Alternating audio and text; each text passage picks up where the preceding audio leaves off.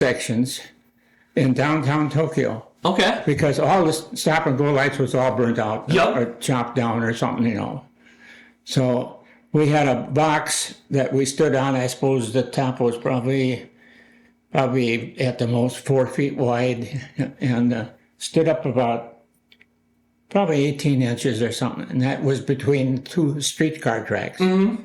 And that's how we direct the traffic for that real busy intersection. Okay. So yeah. I went to work at 7, and I was through at 10:50 or at 11:15. Yeah. And that's probably a long time standing there too. Well, there was 4 of us. We took turns. Okay. Half hour. Half an hour. Yeah. That'd be a long time. Oh yeah. Can you see that, Dwayne, or should I move the screen a little closer? No, Here, I can. Well, so you can see it too, Yeah, I can see. Yeah. Okay. Well, that first picture there on the left, that's Corporal Taylor. He was just a regular policeman. He was generally on Jeep patrol. Oh, okay. And he and I got to be pretty good friends because we come in their unit about the same time. Yeah. And then where Bob is that kind of where you would stay then? Is this like your living quarters? Oh, no. Behind there? No. Oh, no. Our living quarters was 8 miles farther northwest there. Oh, right okay. on the edge of the northwest corner of Tokyo.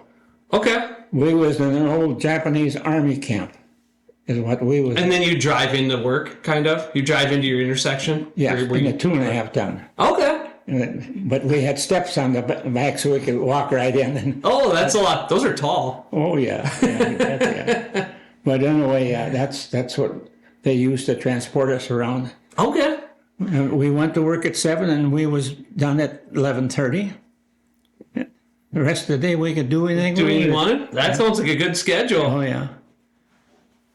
That little short guy there over there. Yeah. That's my first sergeant. Oh, really? Yeah. He went all through North Africa and up into Germany, and then he re-enlisted and come over there and joined us in the military police battalion. He looks like a stocky guy. He is, yeah. But he was a very good first sergeant. Really? Well, that's good. that. Yeah. Did you learn some lessons from him for your first sergeant days? I think I did, yeah. Yeah, he always takes something from everybody. Oh, yeah, you bet. Yeah. That's Sergeant Steele over there in the left corner. Yeah? Yeah, he was always on Jeep patrol. And when you're on Jeep patrol, there's just about half of the time you'd have to be there the next day to take somebody on to court, Oh, okay. And, so then how old were you in these when in these pictures, do you think? let's see, I was just 21. 21? Yeah. So how old was a first sergeant at that time? Oh, Joe was 27. Okay. Yeah. Seems crazy that you'd be that young and be a first sergeant. Is this you right here? Yeah. Is that you? Yeah, let's see. One of them was me. I don't know which one. Right there. Yeah. That's me. See, I was on that patrol, or not patrol, but on that directing traffic for, I think, 3 months. And then I come back off of traffic patrol, and here the commander was standing at the door when I come walking in, and he said, "Okay, get in my office. I got to talk to you." And I thought, holy smokes, what did I do wrong?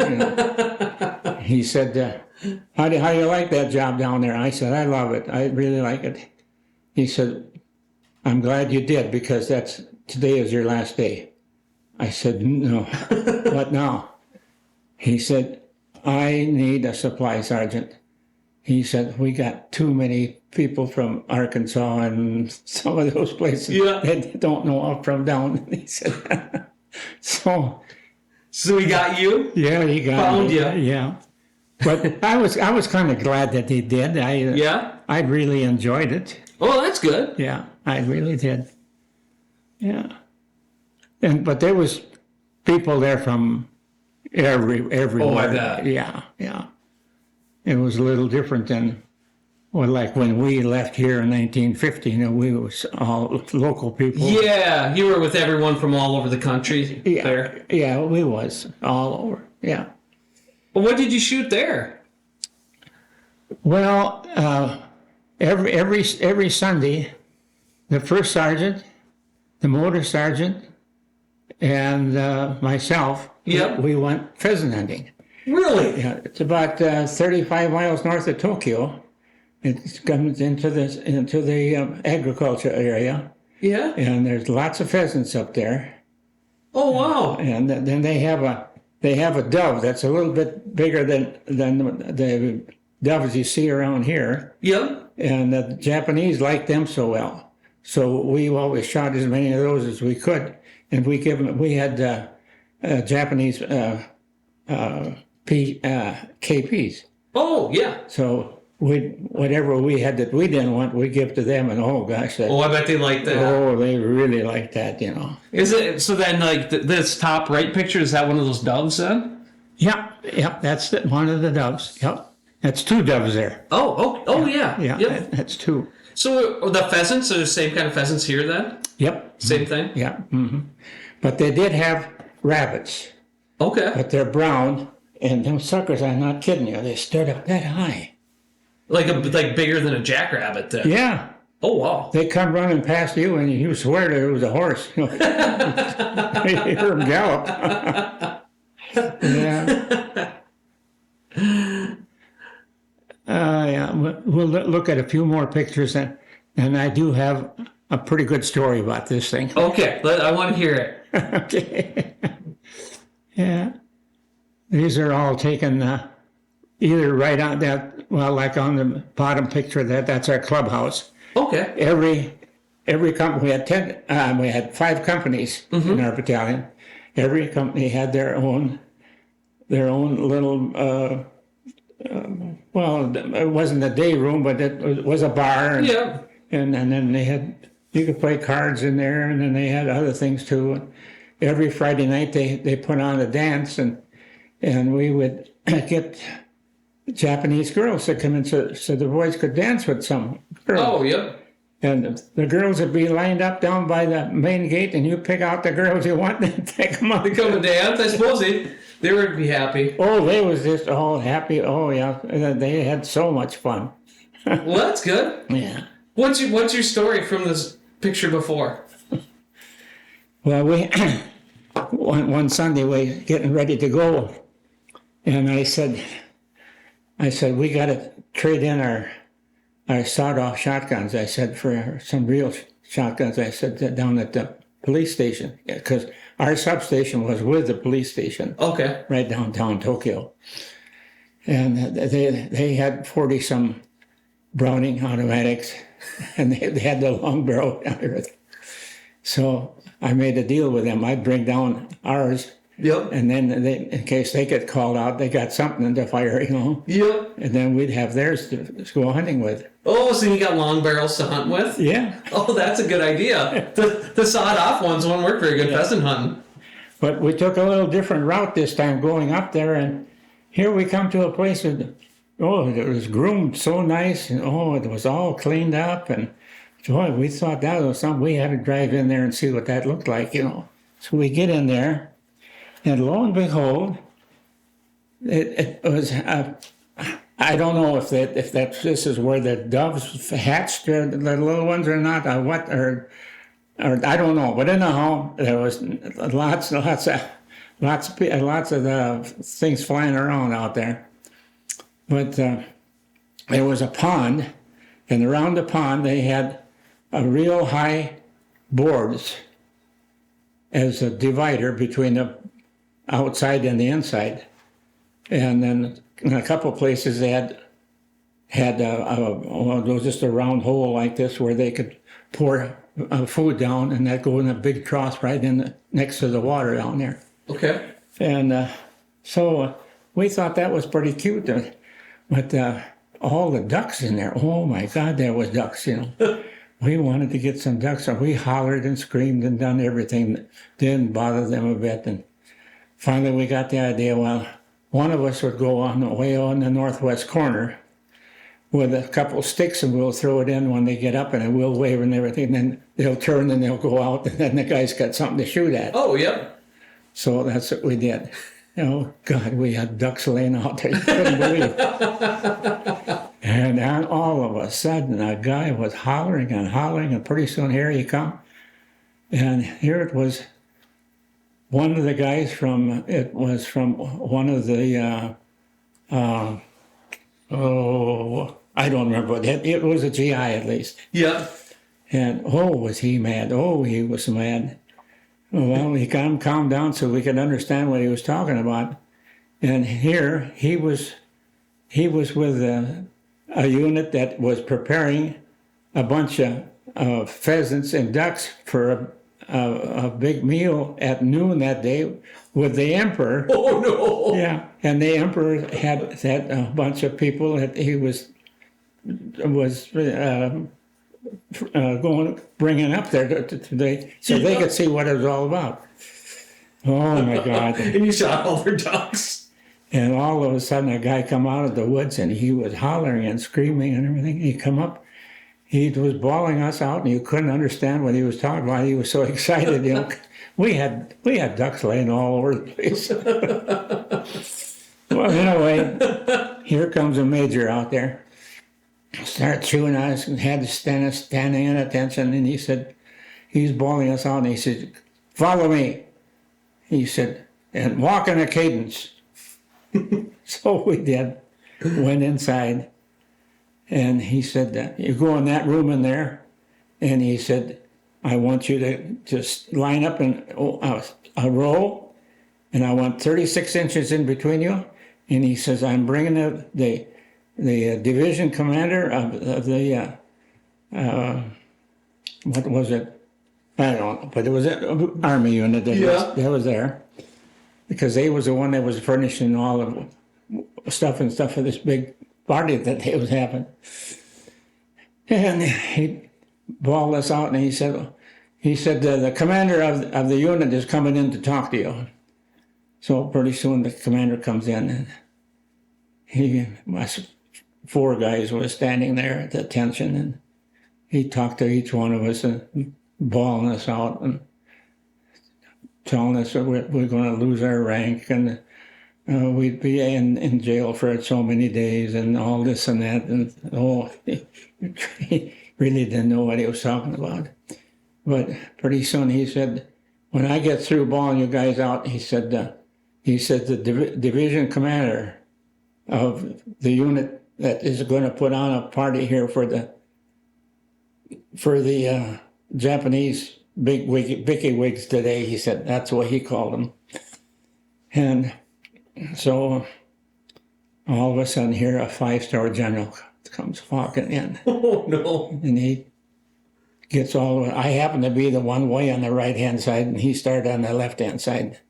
And all he was doing is asking a question: "Where are you from? And what's your job?" And all this and that, and just as nice as could be. And he come up to me and he said, "Where are you from, Sergeant?"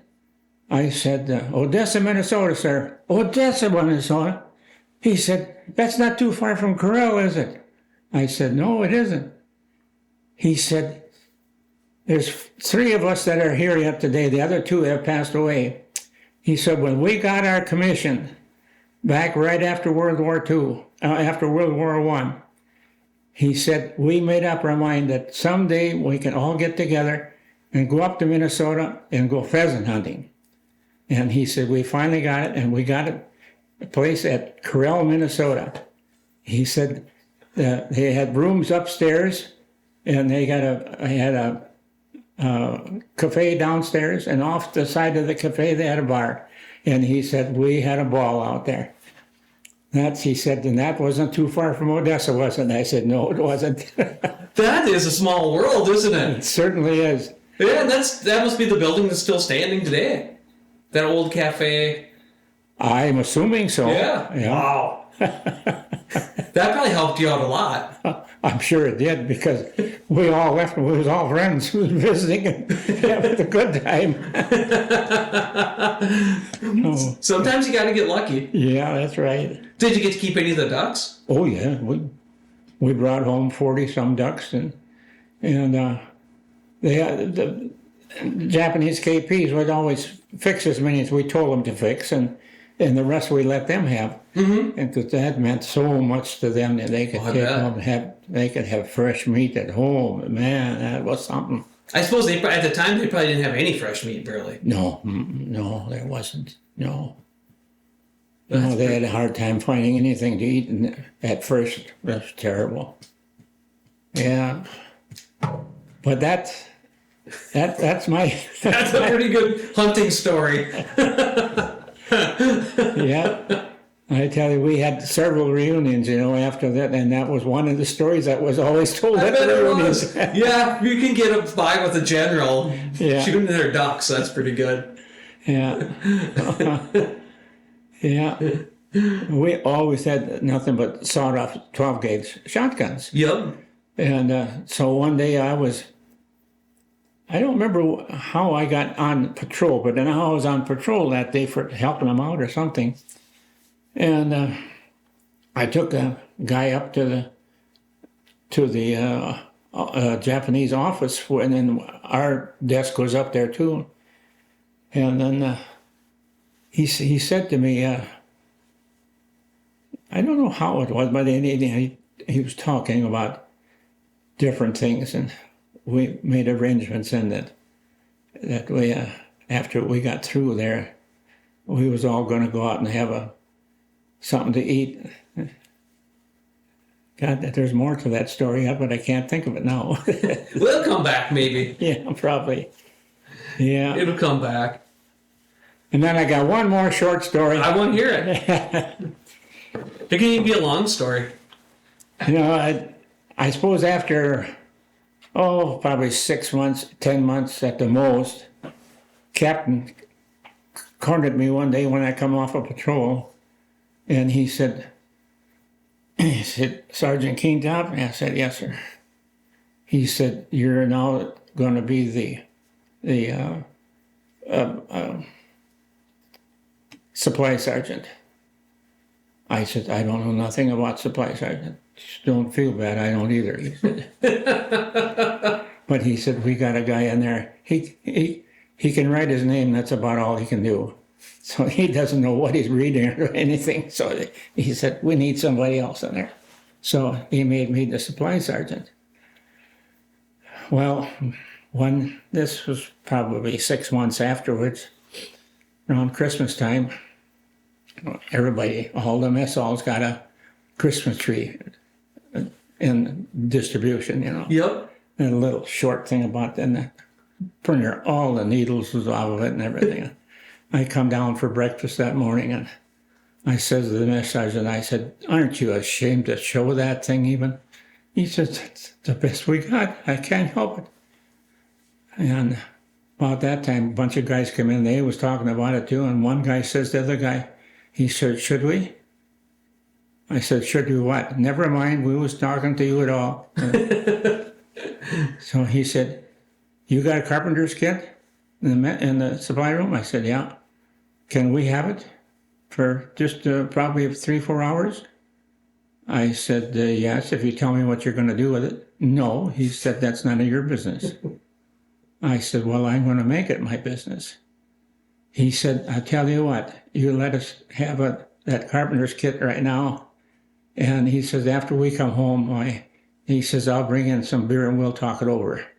So he knew I was my room was in the back room of the supply room. So I had a nice big bedroom back there. And he come in and he said, well, he said, I don't know. He said that there's a lot of things happening around here, and he said they're blaming us on it. He said, I want your opinion, because we got to get down to the bottom of it. And I said, what I know about you, no, I don't know anything about what you've been doing. I said, you're a clean-cut kid as far as I'm concerned. So that made his day. So, but anyway, that night was having supper. Him and this guy that I talked to and 5 other young chaps come up to me, and he says, can we have that carpenter's kit now? I said, yeah, if you tell me what you're going to do with it. No, he said, that's not your business. We just want to know if we can use it. I said, all right, you can use it. So they took off. There were 6 of them, I think. They took a 2.5. And didn't take long. Here they come back. And they had the most beautiful Christmas tree you ever seen. And it was about 8 feet high. So they brought it in. And they found, I don't know where they got a hold of it, but they had some nice stuff to decorate it with.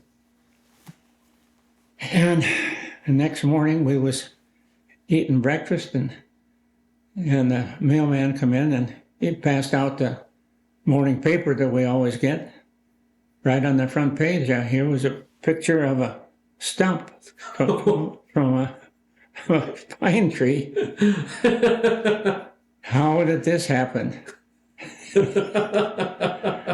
And I called one of the guys over that was in out the night before. You know anything about this? No. I said, you sure do. That new Christmas tree that we got here, you got that from the Emperor's hunting grounds, didn't you? Yeah.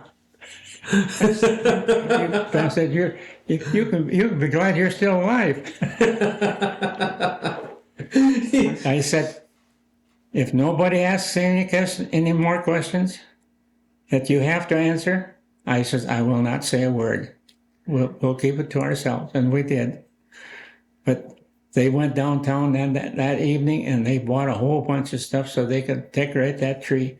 And it was, well, like in this room, I probably touched the ceiling, you know. Oh, yeah, I bet. Because that stuff was that big around. Soldiers are always resourceful. Yeah. But that was our excitement. That sounds like a pretty good one.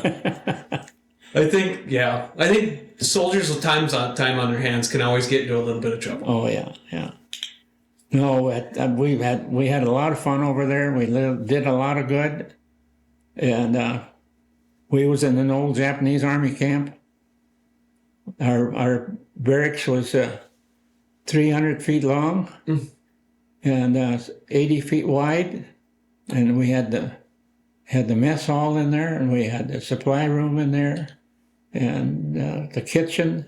That's a huge building. Oh, it was, yeah. We had our whole company in there. I bet, yeah. That's a massive. Yeah.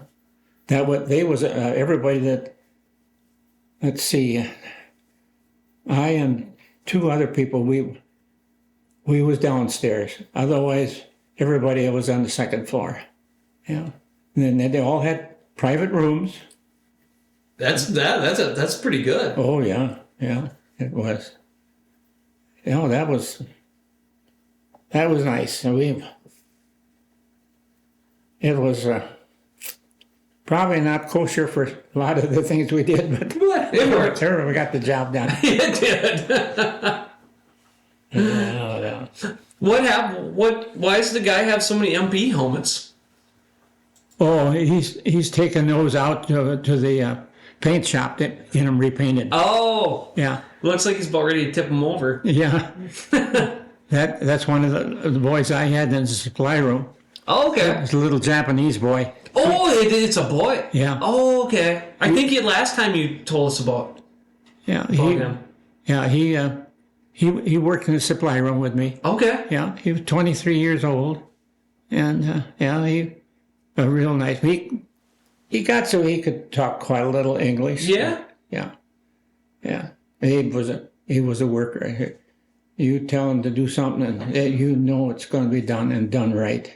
Well, that's nice. Yeah. Because I wanted on the ship or on the shelves, I wanted like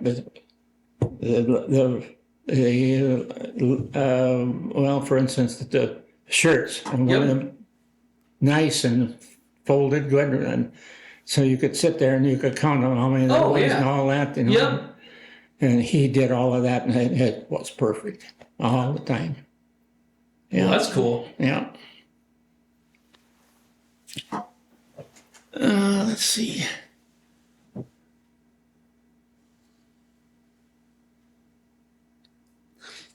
That's all there on the same grounds.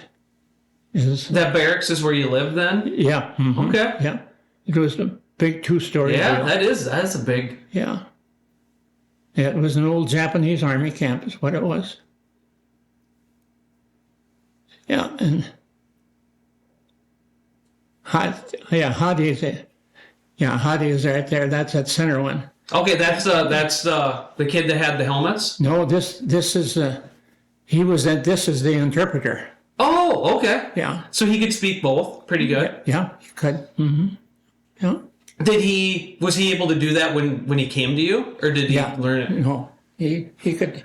I suppose he probably told me where he learned his English. I don't remember now, but I'm sure that it was in the service or something. Were they in the Japanese army then, or do you know?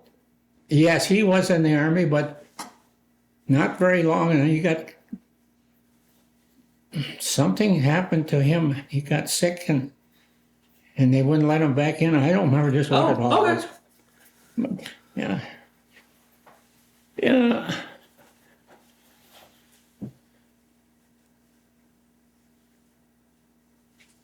Yes, there's Burnsfield there. He was a patrol sergeant. Taylor, he was a patrol sergeant. Yeah, These are all people in your platoon or in your company? in their company. Okay. Yeah. And there we are with two of the KPs. One of the, let's see, which one is there? Little Tojo is there.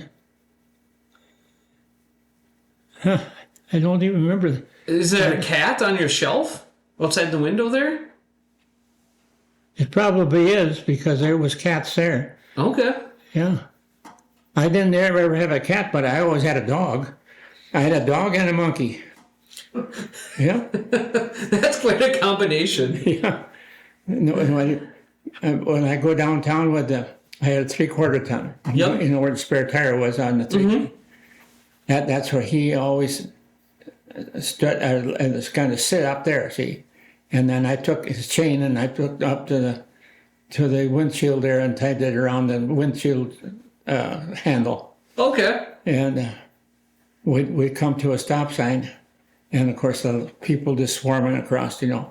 And if there was ladies, oh my God, he would just jump up and down. He just hated ladies. Oh God, it was just terrible. He'd scream and holler. One Sunday, we have one of our, what was he? Well, I think he was up at battalion headquarters doing bookwork up there. But anyhow, on Sunday he was there for dinner, and he brought a Japanese civilian whack, an army whack. Oh, yep. And for dinner, he'd been courting her for a while already. And when he come through the door, that monkey, there was us 4 sergeants sat together. Mm-hmm.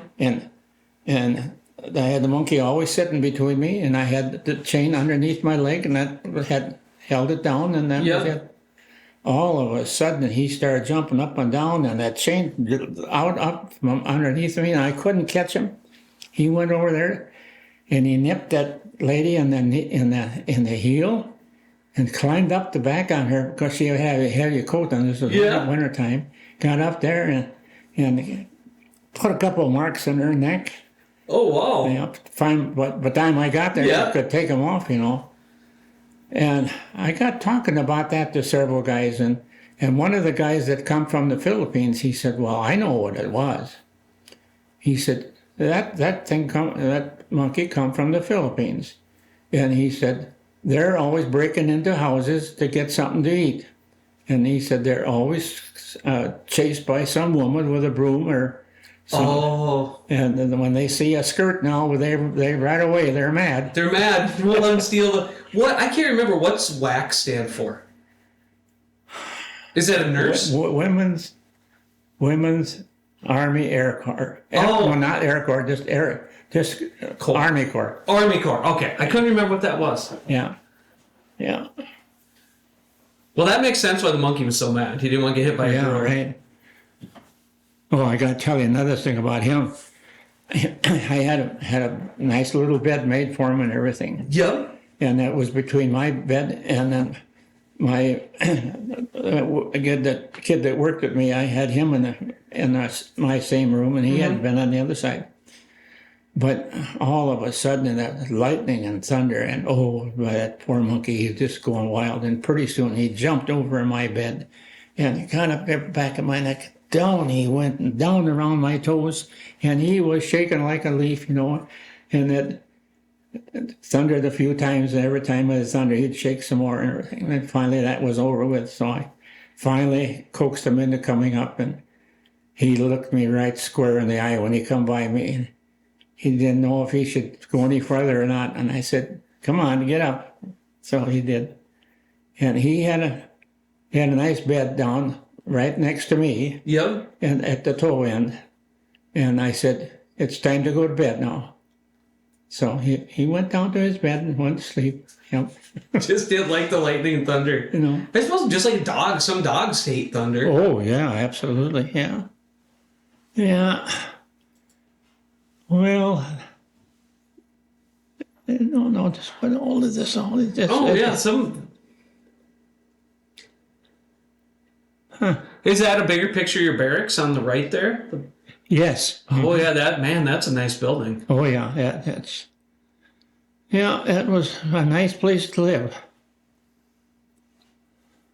Oh, you even got a snowman? Yeah, we had snow one morning when we got up. It lasted till just about noon, though. At that time, everything was gone. Yeah. Is that your motor pool? Yeah. That B-41, that's that 3/4 ton you see down there next to the white one. And that was assigned to me. I could use it anytime I wanted to. I could go any place I wanted to. But I had to be sure and check the oil and fill out the trip ticket before I leave and bring it back. That's a pretty good privilege. Yeah. Pretty good. When I was courting Zena, we went to the movies downtown Tokyo. I picked her up in that and took her to the movies and come back. Yeah, it was good. Wallace, he was a motorcycle rider. Oh. Yeah. We had 66 motorcycles in the battalion. Well, I bet that's pretty rough in all that traffic with those lights and stuff. Yeah. They wanted me to run a. I wouldn't run one of those things. I said, I don't know nothing about them. He said, you learn. The captain was after me because he was a strict motorcycle rider. It sounds fun for a little bit until you're in heavy traffic, and then that does not sound fun. Sounds like you get run over. But I had to go along one day, and they was escorting some ambulances from the 49th General Hospital to a hospital ship over in Yokohama. And I went through an intersection, and the streetcar tracks went at an angle through that. Oh, no. And it was raining, and I hit that track, and zoom. I ripped my raincoat quite a little, and my nice trousers was pretty well ripped up. But I really didn't have a scratch on me. Well, that's pretty good. Yeah. Luckily, you knew a supply guy that could probably get you a new raincoat. That's what I told the commander. I said, geez, I sure hope I can talk that sergeant in the supply room for a new set of trousers and a decent pair of shoes now. He said, well, if you talk nice to him, he'll probably let you have them.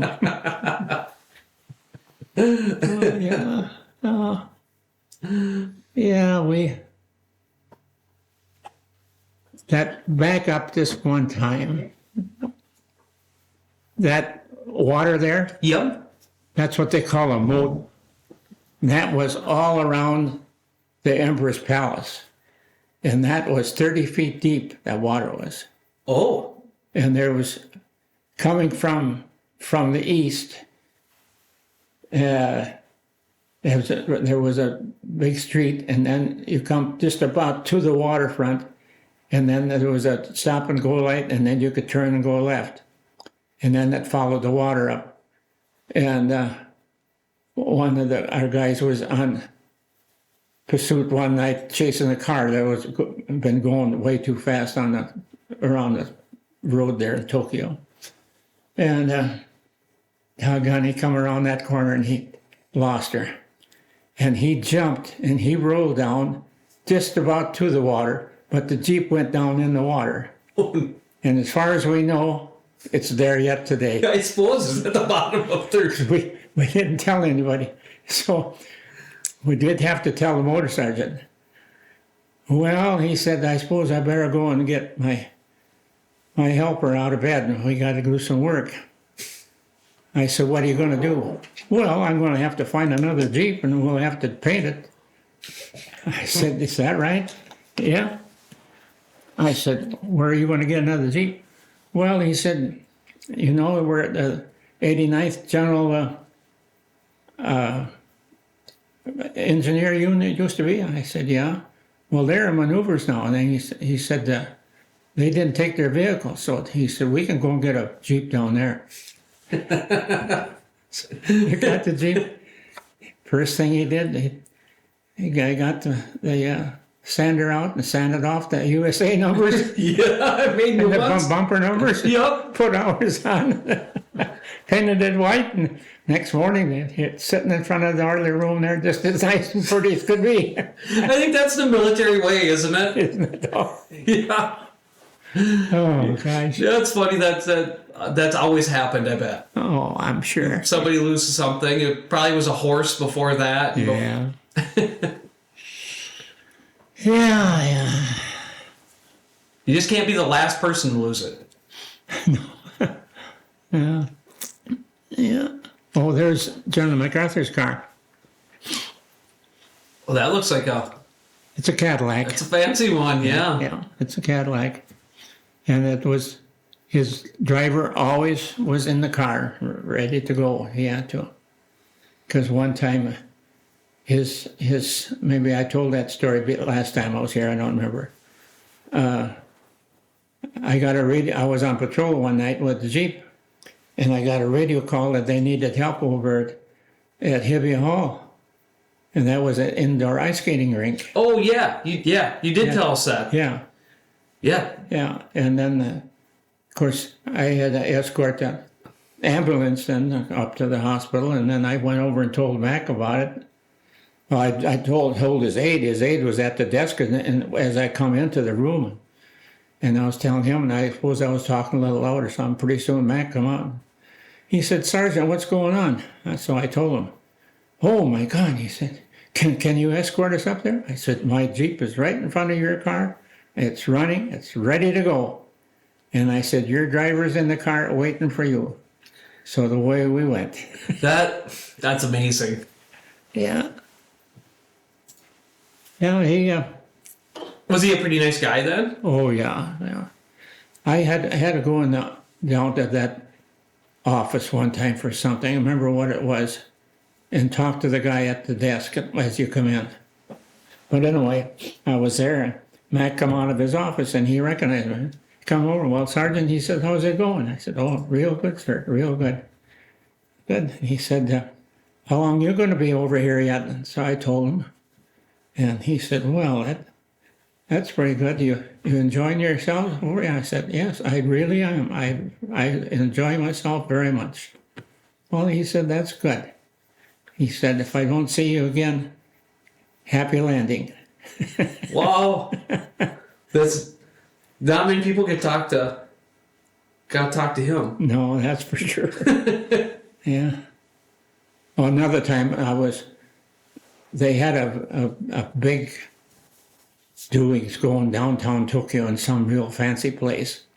And all of from full colonel on up, through all the general ranks was all in there for that. And I was the guard at the main door. And pretty soon Mac come by and, well, Sergeant, he said, I thought I'd run into somebody I knew. He says, how's it going? I said, very good, sir. You happy in your work? I said, I'm really enjoying it. I really am. Good, glad to hear it, he said.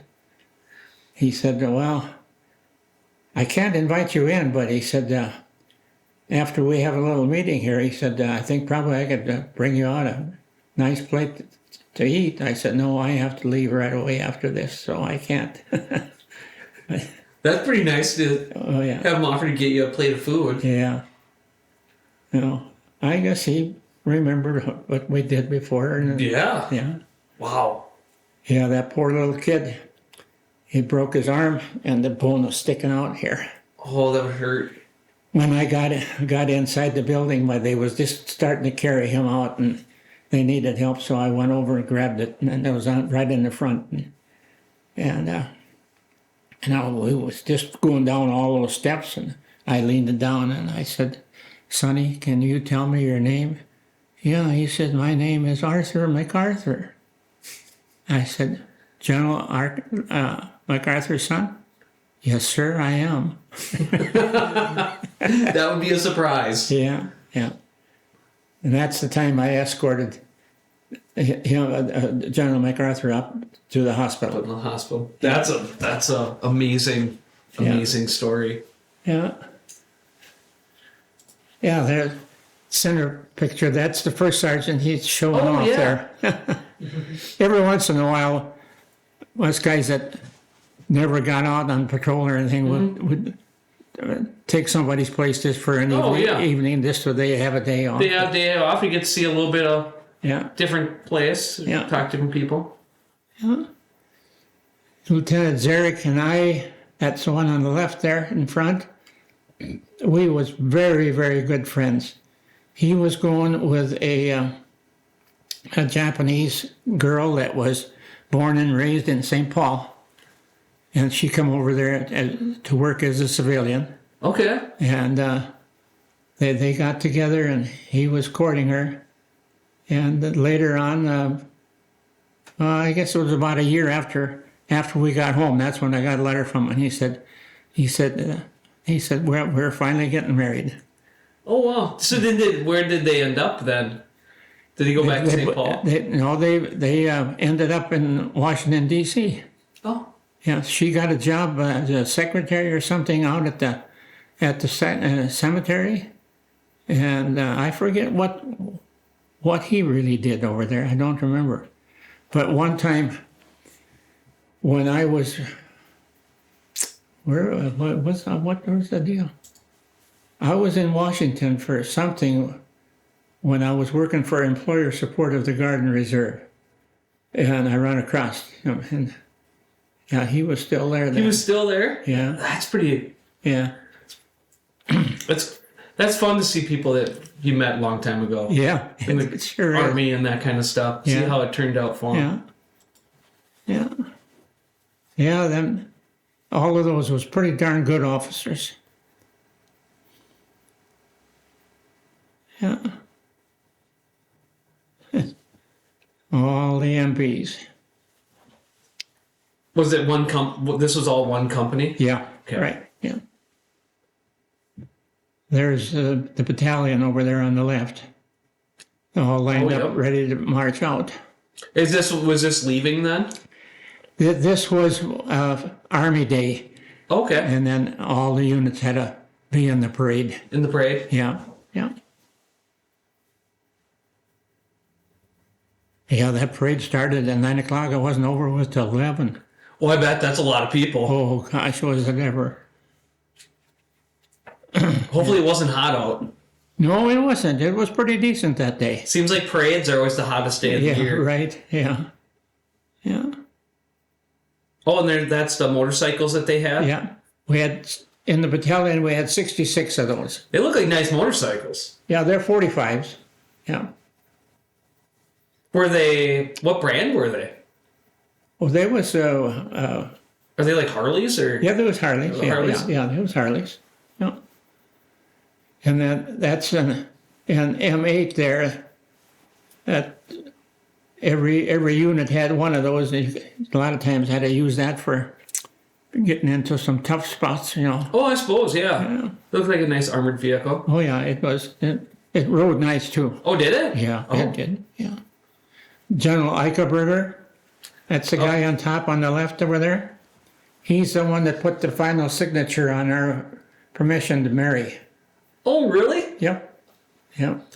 That took did that have to have a general or not? Well, it had all the way to go all the way up to 8th Army headquarters. Okay. And the 8th Army headquarters general, it was General Eichelberger. And he signed them. And I don't know what happened, but anyhow, somebody else that didn't know what they was doing, they canceled them all out. They said, no, not you cannot marry in a foreign country. And Zena and I was down there visiting her that evening, and we was in the dining room, sitting at the table, and her parents and a guy was in the kitchen having coffee. And I said to Zena, I said, who is that guy? Well, she said, he has something to do with police force here. You probably run across him or something. I said, well, maybe I have. I don't know. Well, she said that he's a civilian. And she said, I don't know what the deal is, but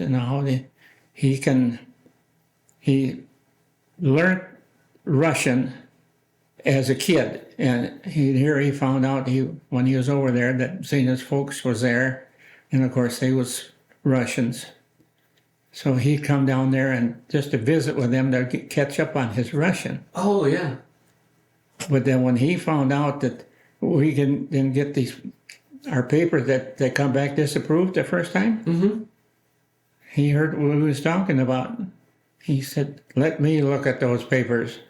He looked at them. He said, there's nothing wrong with these. He said, you just take all of these back. You're a clerk. Make them over just exactly like they are. Have your commander sign. Take it to the battalion commander. Bring them down to the house tomorrow night. I will hand carry them all the way up through 8th Army headquarters. I come down the next night. Well, kids, you better plan your wedding. Here's your papers all ready to go.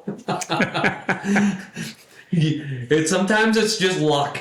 That's luck right. and who you know. Yeah, that's right. A lot more luck. Yeah. Yeah. Oh, yeah. Huh. Yeah. Some tanks. Yeah. That's for the Army Day Parade. So was this the Army's birthday? Do you think? No, or what was Army Day? Our Army Day is the 25th of May, I think it is. Yeah, I think that's when it is. And then they decided to celebrate, and every unit had to have a marching unit in the parade. Okay. Yeah. And that's the Emperor's private grounds there where they're at.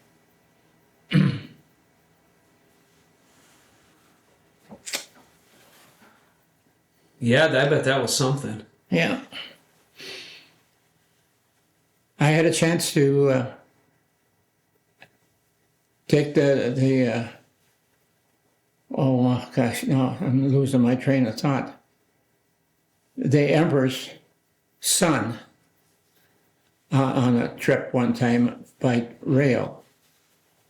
It was going up to Sendai, I think was the town we was going to. But we was taking this little guy up there. He had some relatives or something up there, so we escorted him up there, and then we come back by train again. So, yeah, that was. Wow. There's nothing to it. The little 10-year-old kid was with us, and he was nothing but questions, Oh, I bet. Oh yeah. Yeah. Just like any other 10-year-old, a lot of yeah. questions. Yeah, yeah. Full of questions. Yeah. Yeah. So did you take all these pictures, huh? Yeah. Yeah. I just had a cheap camera. I didn't have nothing good. I did buy one real good. And Zena and I went to the movies one night, and I had that camera around my neck, and I didn't want to have it on when I went to the movie. And so I put it in the glove compartment and locked it up. I come out, somebody got in it. Someone wanted it worse? Yep. So. Well, these pictures look really good. They're not too bad. Yeah. I was fortunate I didn't have to march in it. Yeah, got lucky on that one. Yeah. It's better to be taking pictures of it. Yeah. And that was just a cheap camera that I had too. Later on, I and another guy, we bought a 35 millimeter, and he'd have it one week and I'd have it another. Oh, you'd share it? Yeah. Well, that works out good. Yeah. And we lost that one too. He went someplace on one night, and he wrapped the thing all up in a sack and put it underneath the seat. It was gone. It was gone. Yep. Can't leave anything nice around. No. Someone's gonna find it. Yeah. That is taken downtown at the Daiichi building. That had real nice gardens on the roof. That looks beautiful. Yeah, that's typical Japanese building. Okay. Yeah, at least the business places downtown. Either they got a restaurant up on the top floor and with a lot of flowers, or just a lot of flowers. Oh, that sounds beautiful. Yeah. Oh, another story I got to tell you before I forget it too. Yeah.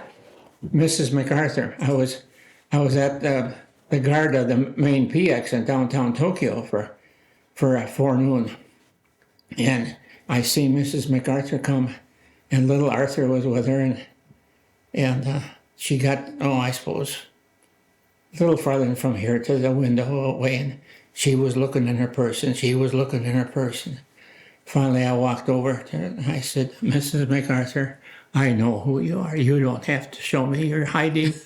She says, no, Sergeant. My general tells me I will always show my ID. That doesn't even get a Yoda. There's another picture of the barracks. The one on the right. Oh, yep. Yeah.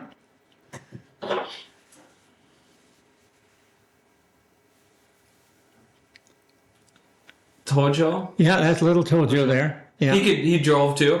No. No, that was just taking pictures. We wouldn't let them drive our vehicles at all. Oh, the girls there, they worked in the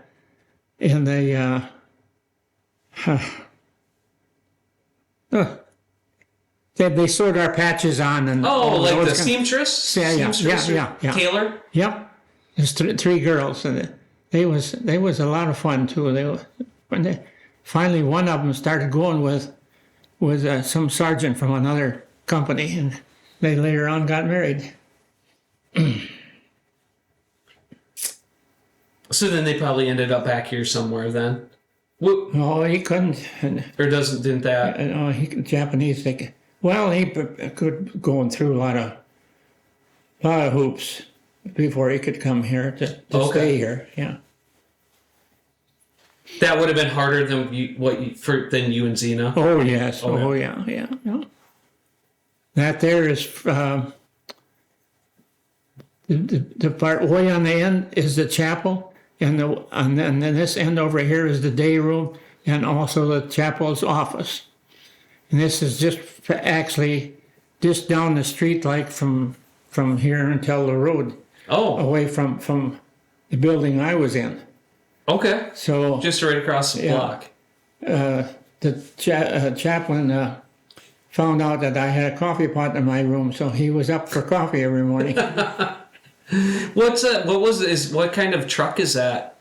That on the right there, that has a hard top on it, or did they all have the hard? No, that's a GI truck. It was closed body, and you could, then it had a gate in the back, you had a lock, and you could lock the doors. Okay. Just And then the front, it was all meshed with something, I forget how it was. it was more secure then. Yeah, Okay. yeah, that was to haul prisoners with. Oh, okay. Yeah. It looks different. That's why I asked. Yeah, yeah. But that's, and now when I was at the war crimes trials, I had to make arrangements that they would be there at the prison when I picked up my prisoner to take him down to the trials. And then I escorted him down to where I wanted him to park and unload, and then I marched him inside Oh wow. for the trials. Yeah.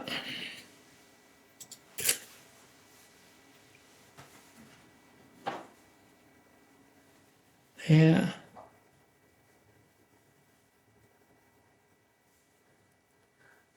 Yeah, they're getting ready for the parade. Here's the bread. Yeah. Yeah, that's amazing. Now with all the pictures, it's all digital, so no one actually has the physical pictures anymore. Yeah. It's cool seeing pictures again. Yeah. There we are. This was at our, no, this was at my retirement party. Yeah. Oh, okay. Yeah, that's what it was. Yeah. That's a lot of stripes. Yeah, there's a few there. There's a few there. How many years was it? You know. I think I had 28 on there, and I never did get the last 2 on. Okay. Because that putting those stripes on dress blues, Not easy. you got to take somebody that's done it before to mess it up for you. So I didn't even bother do it. Yeah, I don't know what all of that is. There's Zena now, and that's Zena's mother up on the left-hand side up there with me. Oh, okay. Yeah. So did Zena's, I might have asked you this before, did Zena's parents ever come here to visit? Her mother was over here twice. Okay. Yeah, she come over for Dallas's wedding, and then she come over for Diane's wedding. Oh, okay. Yeah, yeah. She didn't hardly know any English at all, so I had to have Zena around to interpret for me all the time. Oh, I bet. Yeah. So did she know Russian and Japanese? Zena? Zena and her mom? Oh yes, they spoke Russian together all the time. Okay. Well, Zena spoke Russian. She spoke English, Japanese, and French. That's amazing. Yeah, write. She could write and read it. All 4 of them? Yeah, I can't do one language very good. neither can I. And I got a report card to prove it. Yeah, so Yeah. So is that on the bottom, on the bottom picture there, is that Zena and her mom? Or that was pretty hard to tell. It's kind of blurry. Yeah. I don't know Okay. for sure who that is in there. Can't tell much. Yeah, it's hard. That's Zena up there in that top picture. Oh, can you go back, Candace? Yeah, to the right there. That one right That there. one? Okay. That's when she was, I think she said she was a senior. Either a junior or senior in high school. Was she about the same age as you then? She was a year and a half younger than I. Okay. Yeah.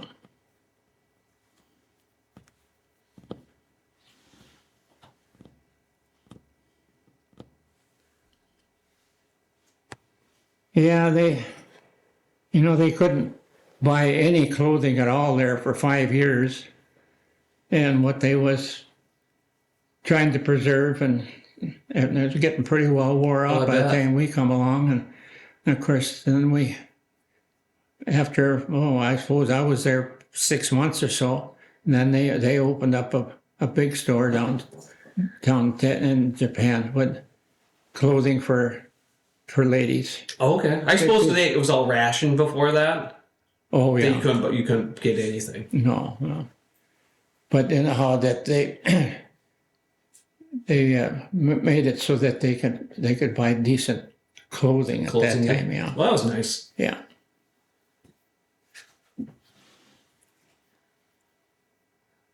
Yeah, we had a snow one day. Yeah. See that truck? Yep.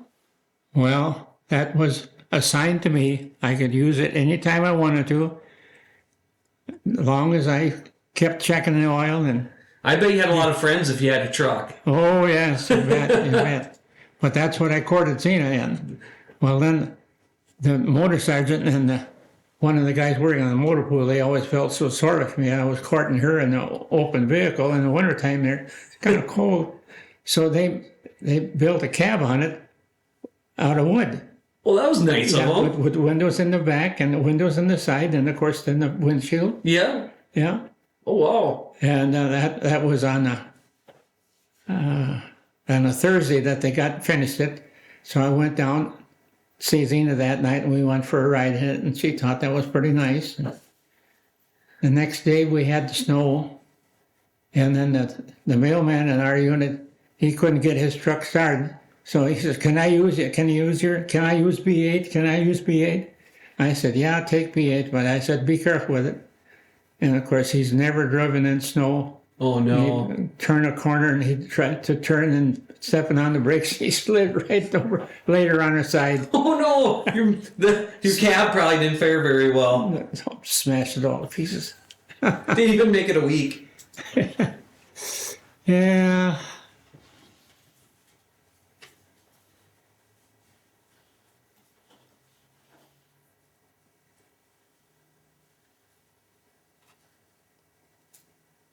That picture on that left down below, Yep. that was at the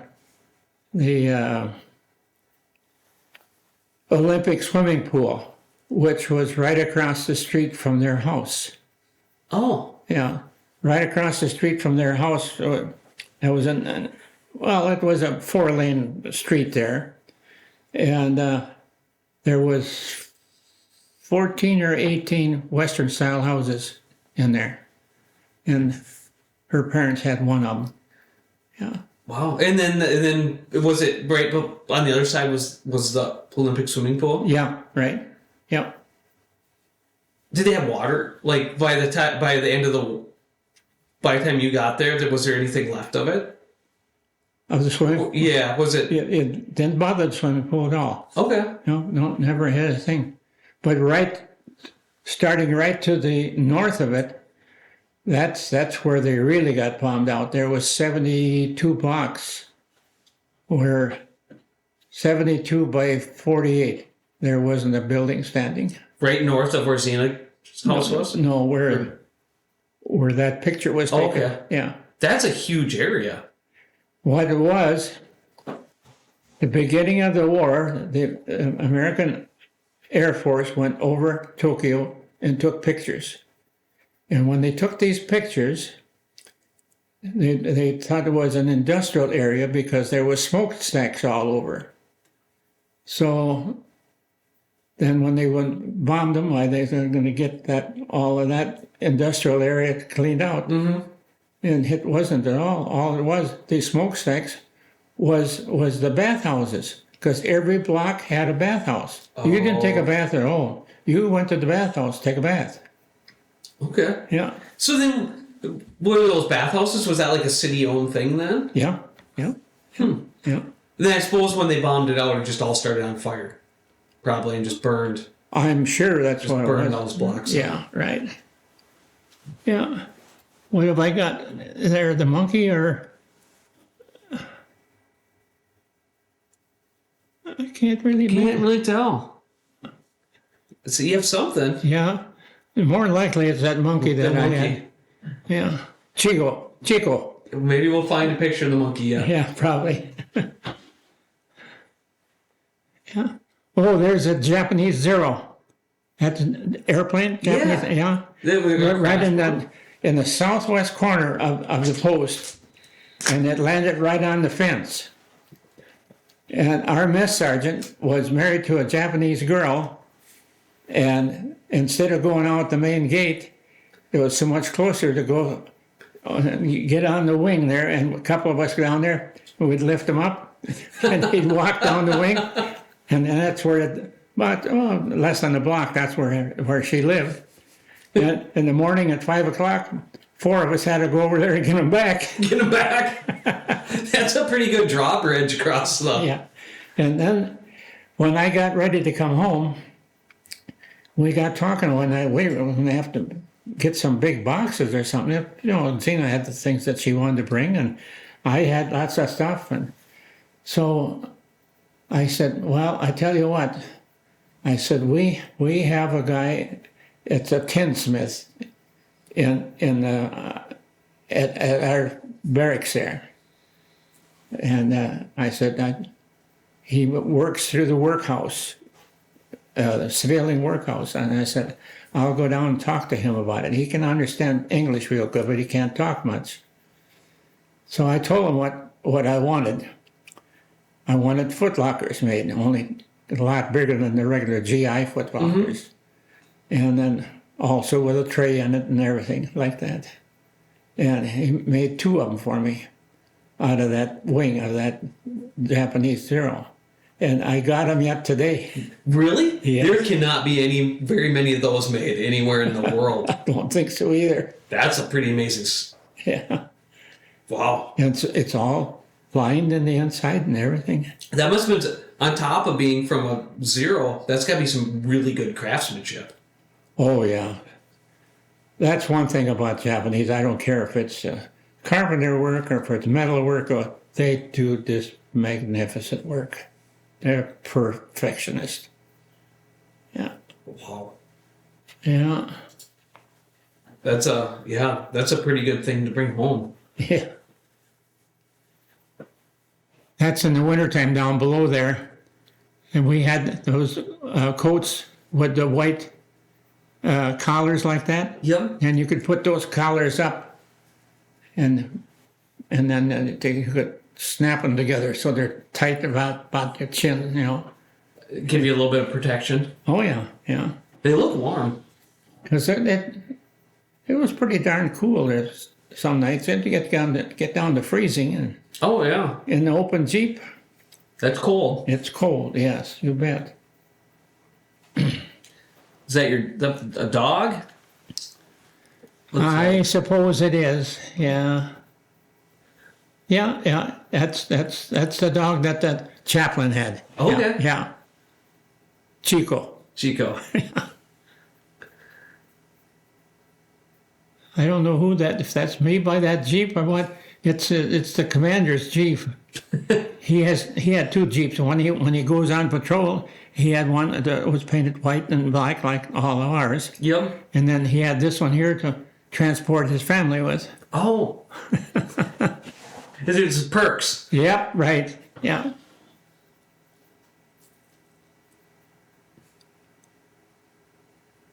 I don't know if that's me and they're not. There's a bunch of us fooling around. Fooling around, it looks like, yeah. Yeah, Sunday Shenanigans of the soldiers. Yeah, that's right. That guy in the left picture there, he was our baker. And he baked all our bread for us. And we had nice fresh bread every day. That would be a plus. Oh, was it ever? You bet. Yeah. Yeah, there we are in our summer uniforms already. Is that the 720th? Yep, that's the 720th Military Police Battalion. Company B was I. That's the one I was in. And there was five companies. Well, do you know, was that did your whole unit come back to the States at one time then? Or was that unit just in, like the 720th, was that just in Japan and it deactivated it? Or was that an actual unit? That was an actual unit. And when it came over, they come from some island someplace, and they didn't have too many people we understood what. None of the guys that were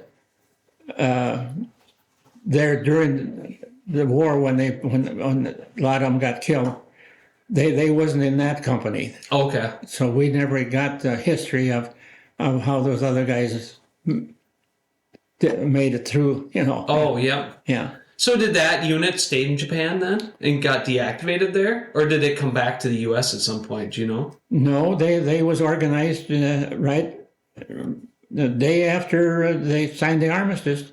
They was already starting to organize them. Okay. Yeah. Because they was the first ones to be organized because they needed them They needed them. Okay, that makes sense. for traffic control downtown Tokyo. Yeah, it would be tough without any signals or anything. Yeah, this is it. Yeah. Yeah. Did you know that a lot of the cars and trucks burnt charcoal for fuel? I think you told me that last time, and I've never realized. I've heard of it, but I never knew it actually happened. I heard it like it was possible. Yeah. That'd be crazy. Yeah. Yeah, they had a burner, like the trucks were right back of the cab. They had a big burner back there, and then they had another tank where they kept water. And I don't know just how it all was, you know. They couldn't explain it to me because the only thing they could talk was Japanese. Yeah. Yeah. I bet they had to start on fire sometimes, or something. Well, you would think so. I never heard of one, but it was surely possible. You would have to really know you're going somewhere early to start charcoal fire to get your car going. Well, when we was directing traffic, you know, well, we like the intersection right here, be coming from the right. And then you stop, and so he has to stop right there, you know, just to go across. And we would hold him and hold him. And then we would go, by that time he was out of gas. Oh, no. So he'd have to go back, and he'd turn the fan by hand. You know. Oh, to get a little bit more smoke to get going. Yeah. Pretty soon he'd have enough so he could go. Get going again. And in the meantime, the Japanese policeman was just pounding the heck out of him. Yeah. That seems like... The Japanese policemen, that was their favorite thing, you know. You pull them out of the car and then beat the heck out of them. Oh, yeah. I can see all that happening. Oh, yeah. Is this your intersection? Is this where you patrolled? Yeah, yes. No, it isn't either. No. I don't know where that is, to be honest with you. Yeah, I was right downtown by big, there was 14 and 18-story buildings on three corners there.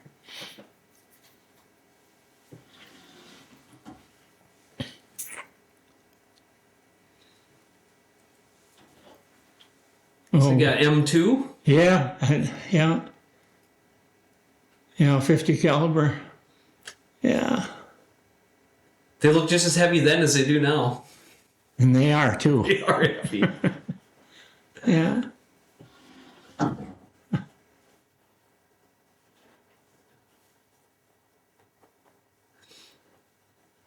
There are two Japanese boys that worked for us. They was actually all good workers. We never had any trouble with them. You know, like, I could just see it. The American boys, they'd skip out and go someplace. Yep. Not doing anything right. Not there. Oh, no, they did everything to perfection right there. Yeah. You should have seen him, how he folded the shirts in the supply room. And the trousers. Boy, he had them just perfect. I bet it was just perfect. It was, you bet. Yeah. And I bet having a job at that point for them was huge. Yeah. Like they weren't going to do anything to mess up getting food. And... The little boy, well, he was 23 years old, but to me, he was just a little kid, you know. Yeah. But they had names that was hard to pronounce. So he was Tojo. That's how you got to be. Yeah. Something you could pronounce easier. Yeah, right. Yeah.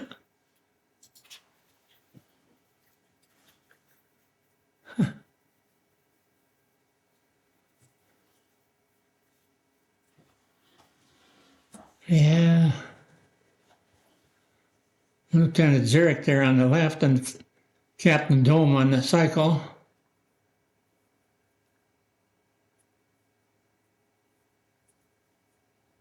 Yeah, this Lieutenant Zurich, he married a Japanese girl that was born and raised in California, and she come over there and got a job after the war.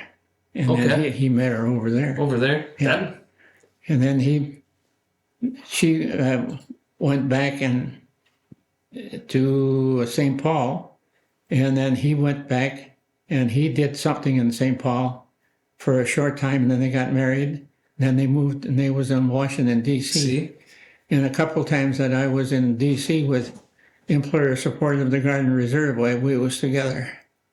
Yeah, that's amazing. Amazing you find each other after Yeah, right.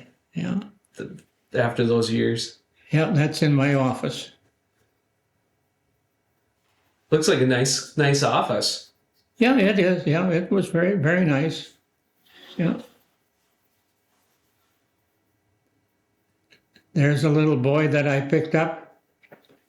There was, I suppose, about 20 little boys and maybe about 8, 10 girls. They were living underneath a bridge. They had no idea who their parents were. They had no idea what their name was. They didn't know nothing. And they, of course, I never got the good chance to go to school. Yeah. Yeah. And I and this Lieutenant Zurich, quite often he'd come and say, can you come and help me tonight? Yeah, I said, I can. And then we'd wait till everybody went through the shower line, and then we'd take the food that wasn't used and take it down and give it to those kids. And that was the only time they ever had anything to eat. Just terrible. That is terrible. Yeah. At least he had some food that you brought him. Yeah. But anyhow, he hung on to me. He insisted on coming with me, so I took him, and I had him for about a year. Mm-hmm. Yeah, I did. And he got so that we could speak in English, and he was understanding what we was talking about, Yep. but he couldn't say much himself. Poor little Stike, And he's 15 years old there. You got him sharp dressed.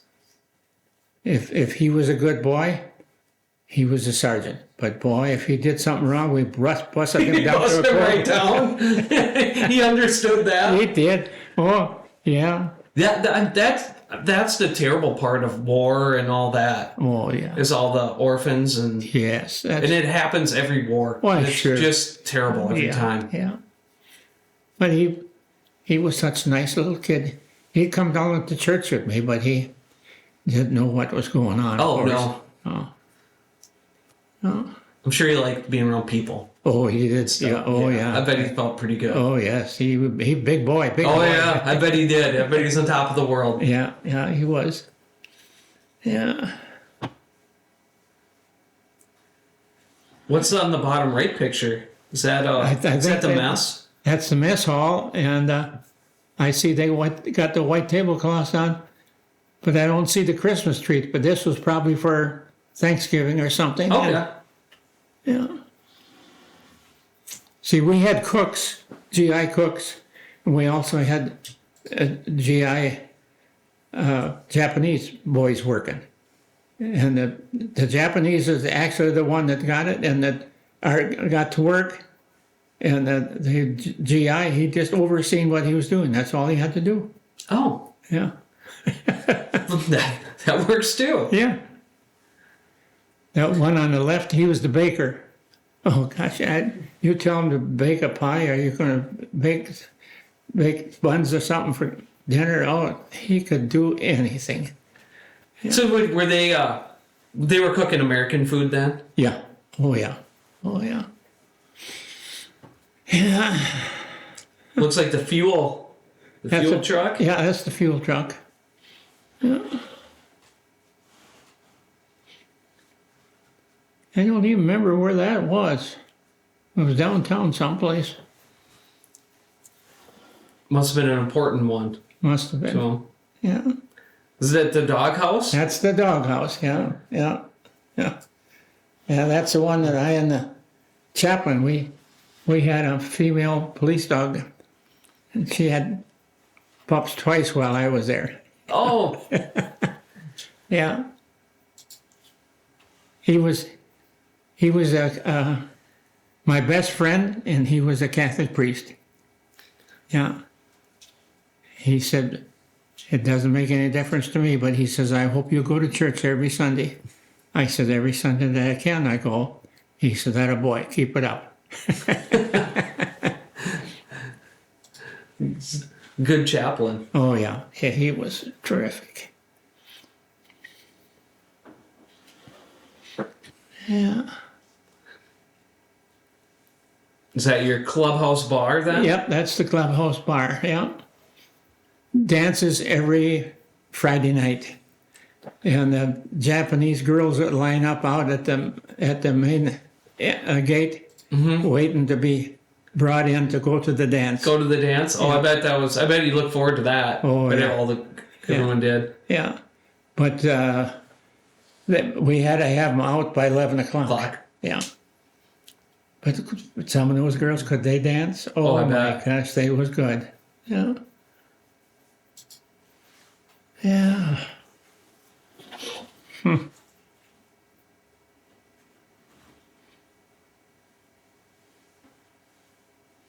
Is that your moat? Uh, Or just a river? I think that's just the river there. Yeah. Yeah.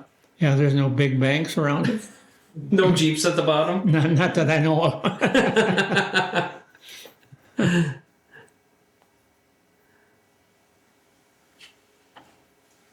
Yeah.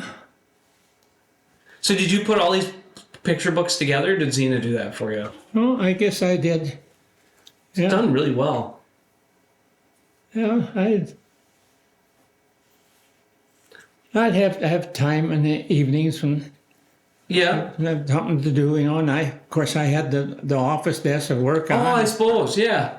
because in the back of the supply room, that was my living quarters. Yep. Oh, so you put all these together while you were still there? Oh yeah, Oh! oh yeah, yeah. I was wondering how you kept them so nice, like traveling all the way back in the ship. That makes sense. But Yeah. Yeah.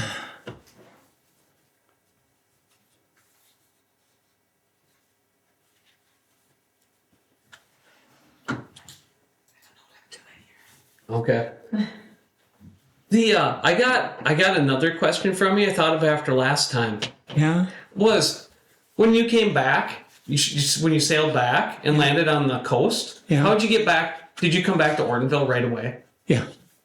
Did, We got back one morning about 10 o'clock and got unloaded. And then we went right down to the replacement center. And all those that had dependents could go right through. And we was all through by 4 o'clock in the afternoon. and you were out of the Army by the afternoon? Yep. Wow. Yeah, all those that were dependents, yep. So Zena and she had to have some kind of a heavier coat because this was end of November. It was pretty cold back home. So Yep. I had a lot of money that big, 'cause it hadn't been paid for a while. And Yeah. what did they call it? When you got out of the service, you got $300 or whatever they call that. No, I thought I was the wealthiest man around. I bet. You're lucky at Xena, so you didn't spend it all right away as fast. No, but not with her, you didn't. She was pretty close with money. I bet there was a lot of people that got off that boat and went to the bar and it was gone 2 days later. Very possible. Yeah. So then did you when you got back to Ortonville right away, then where'd you move into? We was home with the folks for about 2 weeks, and then I finally located a job that I could work at in Ortonville. Okay. I worked for Ford Tractor Okay. in the basement of the Ford garage. That was the tractor end of it. And I worked there, and then for about 2 years, it was 2 ex-Marines that started the business. And then they got into a little wrangle, and so they busted up. And then the one I didn't like the least is the one that ended up being my boss. Uh-oh. Well, he was a boozer. Yep. Every morning he'd come down and he took $20 out of the till, and you wouldn't see him the rest of the day. he'd leave everything for Marianne and I. Oh. Marianne Schulke was our bookkeeper, and she was a year behind me in high school in Bellingham, so I knew her real well. Yeah. And if I was working on a tractor and I needed help, I just said, Marianne, I need help at such and such a certain time. Okay. So she'd go in the bathroom and put her coveralls on and come out. Come and help you? Yeah. Oh, wow. She'd grind valves on the tractor, and she could do anything. Do it all. Where was that in Ortonville then? In the basement of the Ford garage, Which one was the Ford garage? where the Where the hardware store is hardware now? store is now. Oh, okay. Yeah, yeah. Not the whole thing, because there was the pool hall and a restaurant to the south of the Ford garage. Yeah, Okay. that's all into the hardware store now. Yeah. Yeah. Oh, wow. Yeah. You know, at that time, there was just getting new equipment coming in. Their allocation was 3 new Ford tractors every month. And, of course, all you had to do was make a telephone call, and you had a guy right there, right now, with the check and everything. Yep. So what would have been the new tractor then? Like an 8N? Yep. Mm-hmm. Those Yep. are good tractors. Yep. Yep. I got one. And it looks like brand new. Brand new, I bet it does. I- I bet those were quite something for the time. Oh, yes, it was, yeah. There wasn't too many. They had the hydraulics like they had, and they do a lot of things that, Yeah. and of course, the rubber tires, that was. Rubber tires? Oh, boy, that was a big deal. And they went fast. Yeah, that's right. Yeah. No, I worked there 2 years, and I had a aunt that passed away, and Zena and I went down for the funeral. And the funeral was on Saturday morning, so that we stayed then until Sunday afternoon with my uncle, and then come home. And next morning I went to work, opened up the door, wasn't a thing in there. Oh. The parts was gone, and the machine there was 2 new tractors sitting in there, and there was a couple plows, and I don't know, a whole bunch of other stuff. And I knew that he owed a lot of money, Yeah. and he had his dad. He was adopted, but his dad that he had then was a professor at the college in South Dakota, Brookings. Oh, yep. Yeah. So that's where they lived. So I went right home and I told Zena what I found down there. And I said, at that time, he owed me $580. Oh, that's a lot of money. It was then, I'll tell you. Yeah. And I went down there, and he wouldn't come out of the house to talk to me. I talked to his dad. He was a college professor down there. And I handed him the bill, and he said, well, he says he can't pay it, and I am sure not going to pay his bills.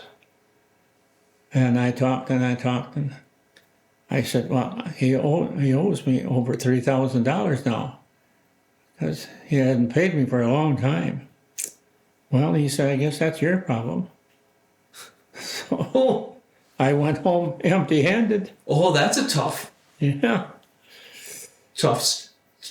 goal. I went home and I told Zena what I found, and we sat down and had dinner and talked it all over, and she said, well, now, when you're through eating, what do you plan on doing?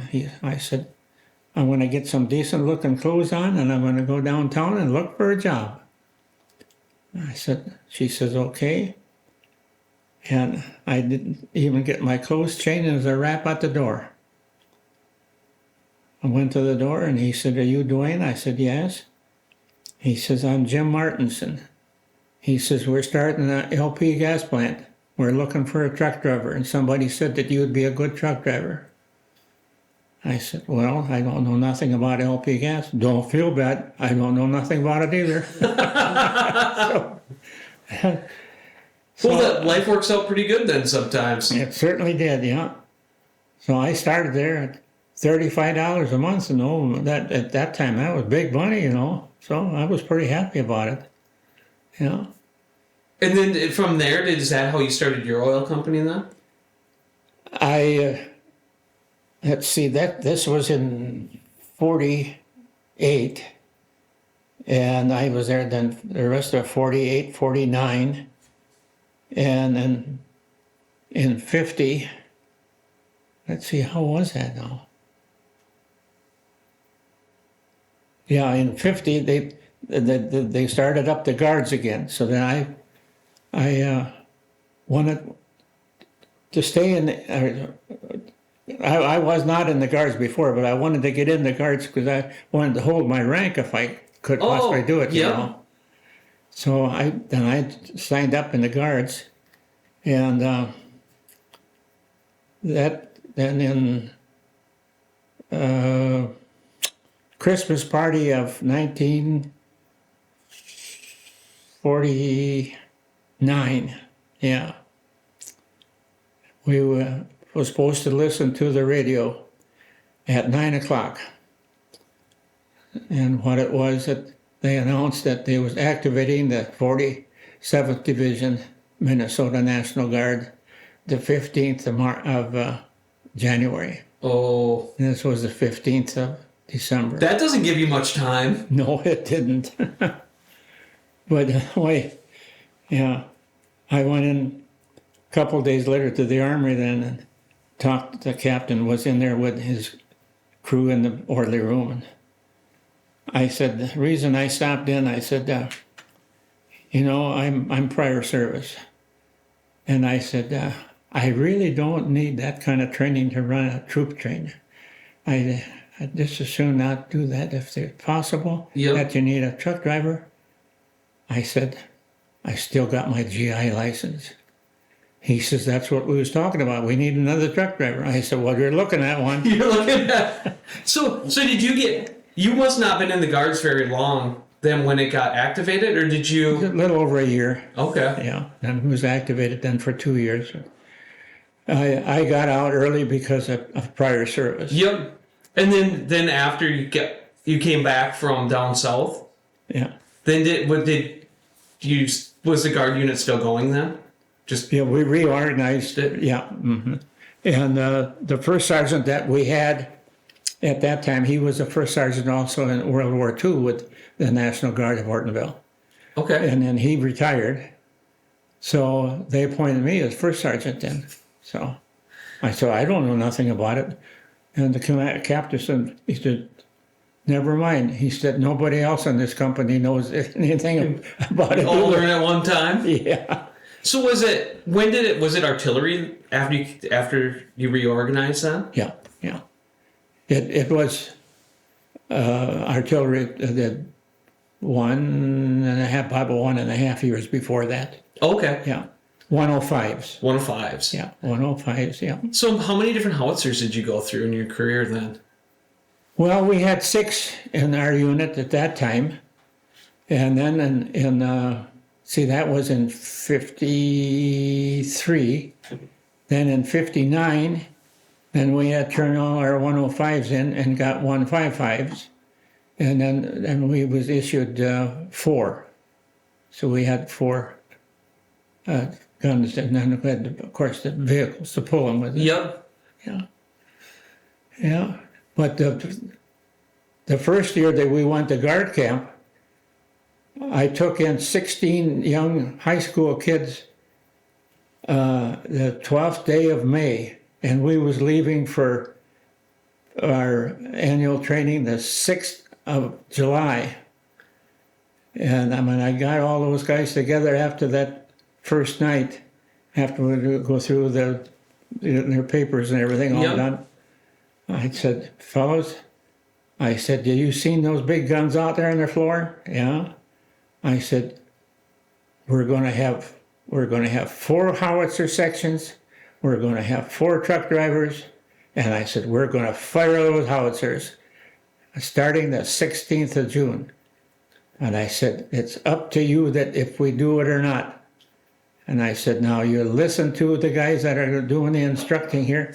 They was with us when we was on active duty, and they can teach you anything you want to know about that howitzer.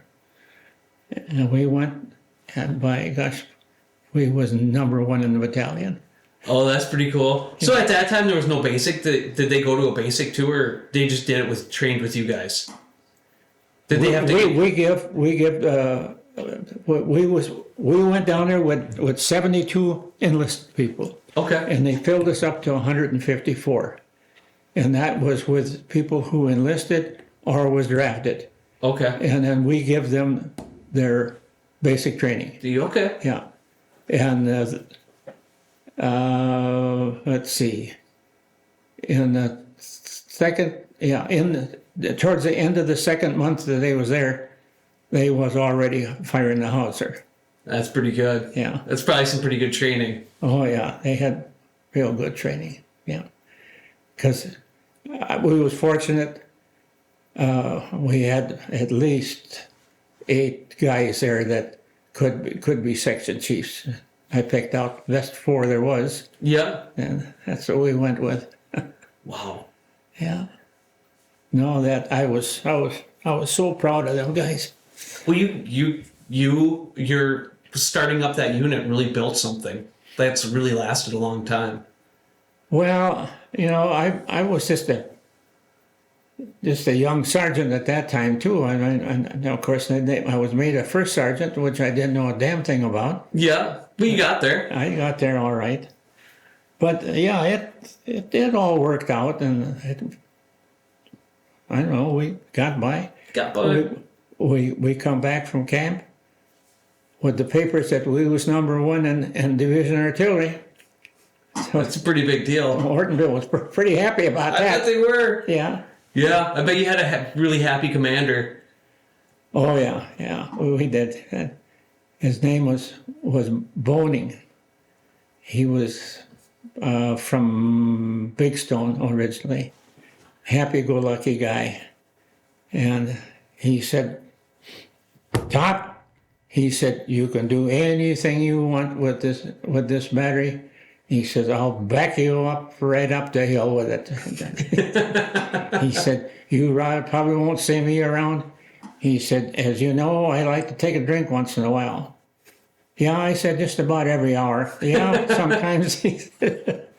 So that's the kind of a guy he had. But the second year, we come back from camp, and Ortonville won the first.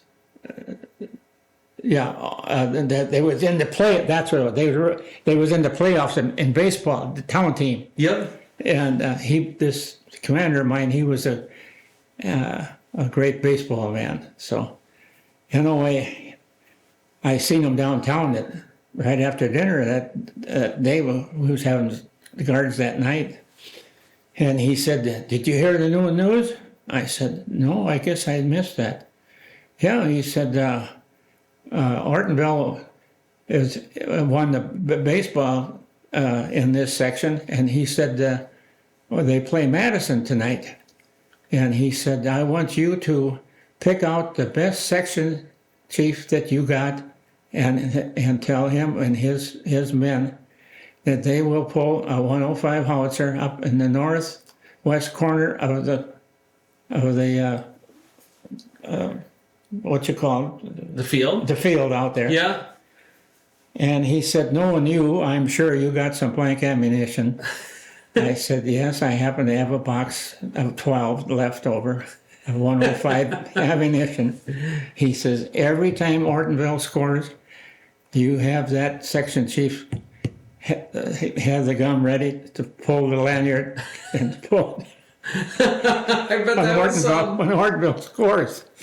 So, and he said, take one of your best sergeants that you can trust and give him an M1 and some blank ammunition. Every time Appleton scores, he can fire the M1.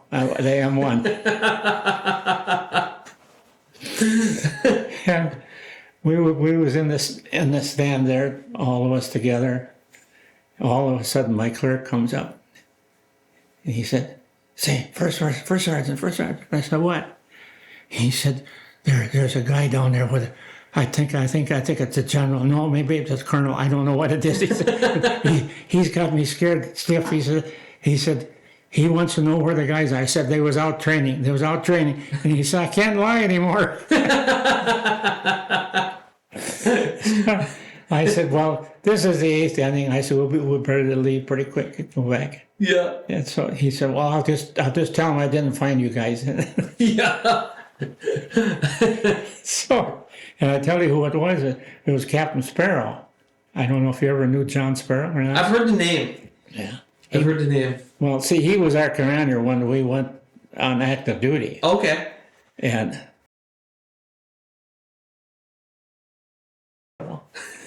but then when we come back, well, of course, they were short people, and he got on the staff right away with the battalion, and he's coming out and inspecting it. Had to play hide and seek with the troops. Yeah.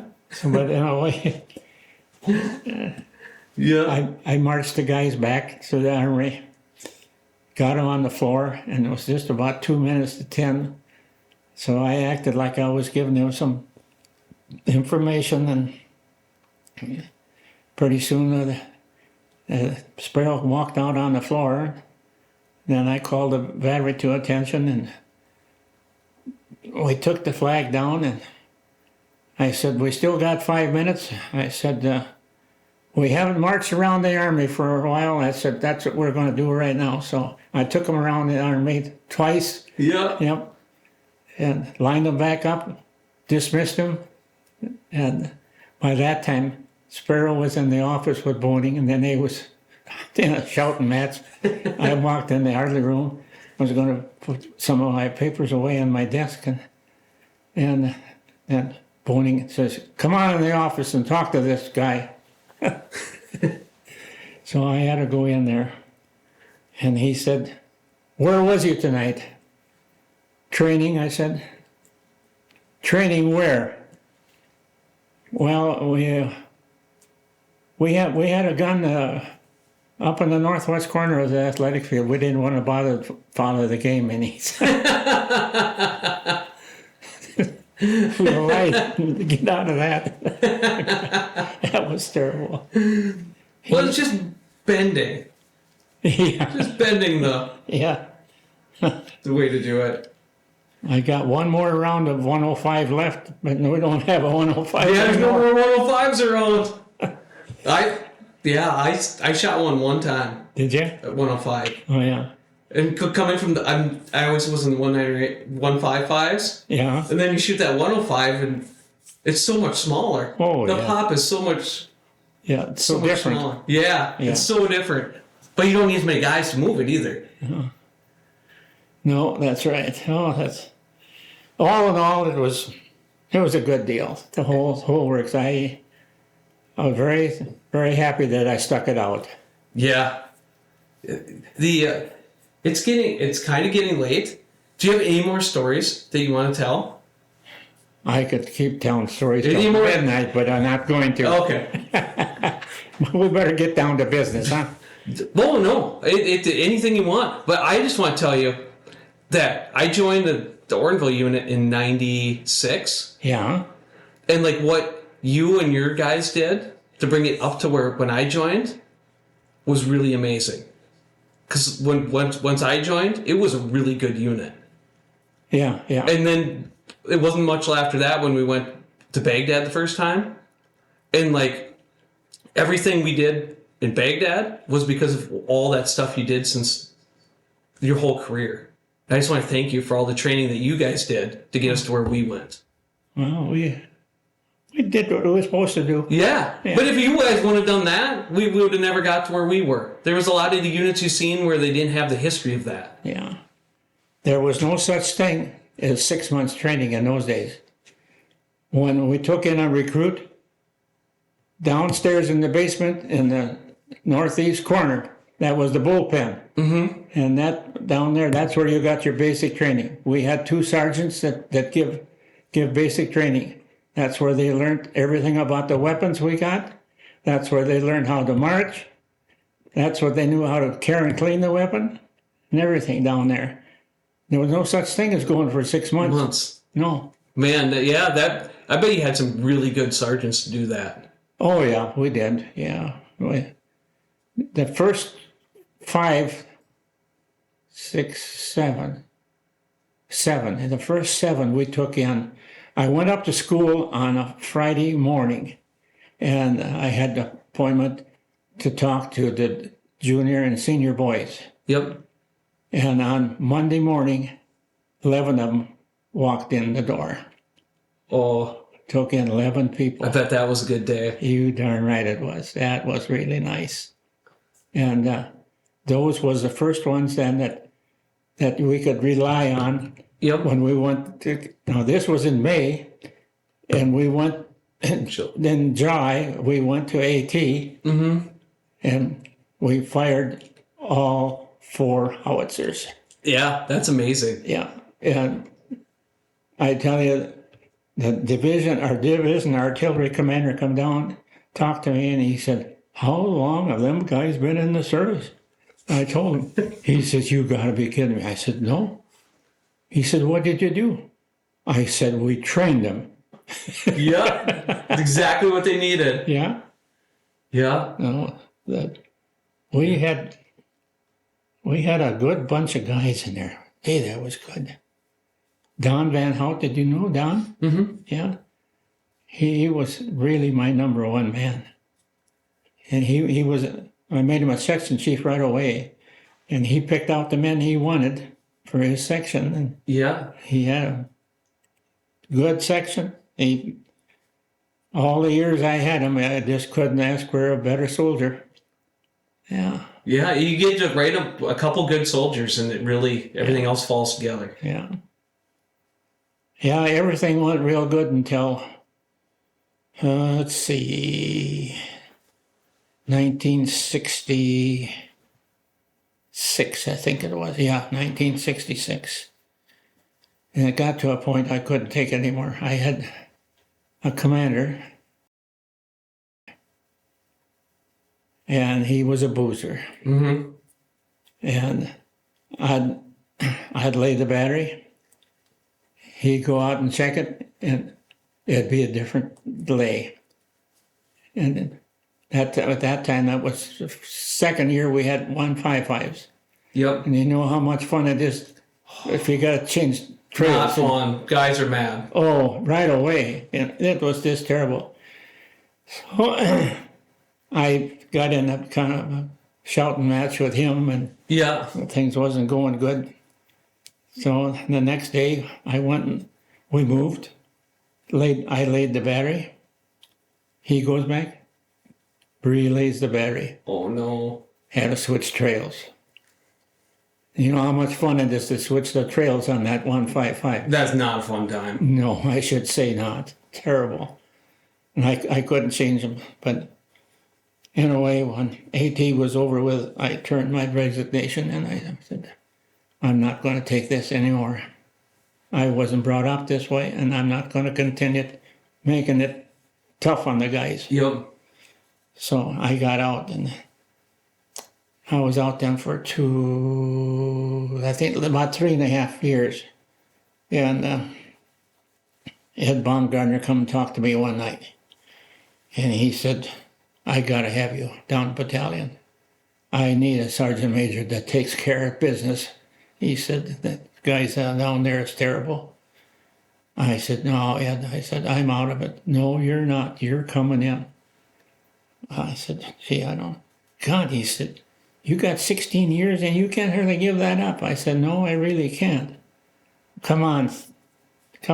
All you have to do is come on up and sign the papers, and you can take over right now.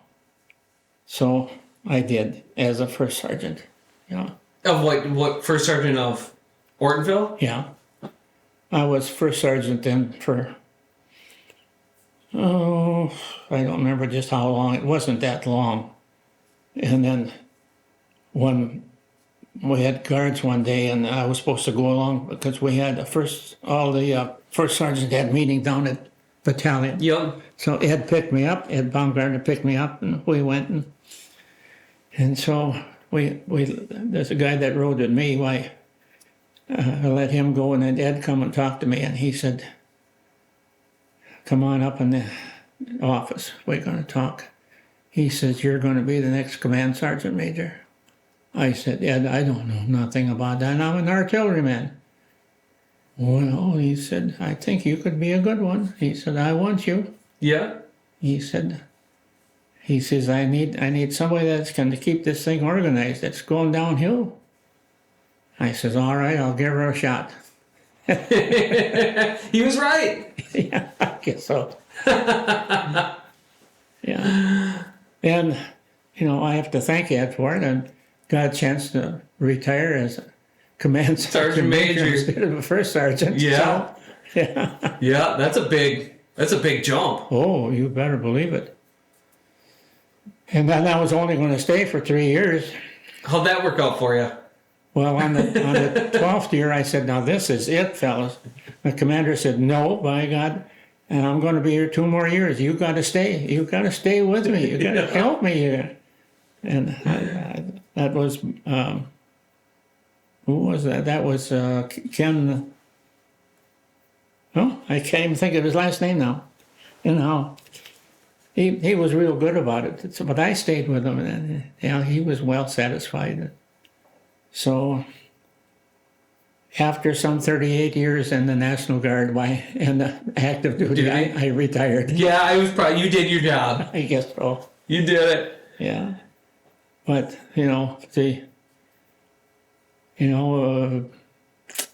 about 3 years after I was out of the Guard, I got prostate cancer. I had the operation and to come back. And they was treating me with a medicine called Lupron. It was